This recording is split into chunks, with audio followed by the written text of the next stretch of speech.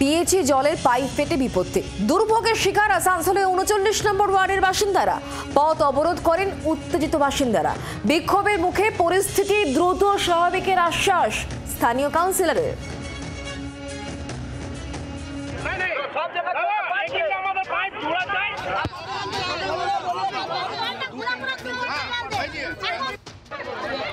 মঙ্গলবার রাতে রাস্তায় নেমে আসেন আসানসোলের ৩৯ নম্বর ওয়ার্ডের উষা গ্রামের বাসিন্দারা। কারণ নির্জলা গোটা গ্রাম। আমরা 2 বছর ধরে ভালো করে জল পাইনি এখানে। আমার এখন পোল ভেঙে গেছে, এখন জল পাচ্ছি না আমরা। কতদিন ধরে? আজ অনেক দিন হলো, 10-15 দিন হয়ে গেল। পিএইচির জলের পাইপ ফেটে গিয়ে বিপত্তি। জল সরবরাহ বন্ধ কয়েক হাজার পরিবারের। কাউন্সিলরকে আমরা জিতিয়েছি, ভালোবেসেছি বলে জিতিয়েছি, কিন্তু আজকে রাস্তায় কেন নেমেছি? বাড়িতে 1 ফোঁটা কারোর জল নেই। আপনারা মিডিয়ারা বাড়িতে বাড়িতে কোয়ার্টারে এসে দেখুন কি অবস্থা। জল নেই 1 ঘন্টা আসে, তাও ভালো করে না, ঘোলা জল।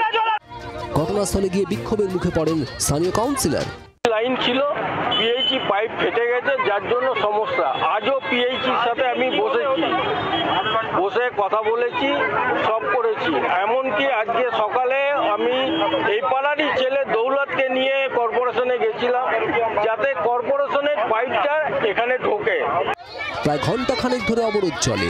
পরে আশ্বাস পেয়ে অবরোধ ওঠে জিটি রোডে। বাসুদেব চট্টোপাধ্যায়ের রিপোর্ট, জি 24 ঘন্টা। বাংলার আওয়াজ, বাঙালির আবেগ, জি 24 ঘন্টা।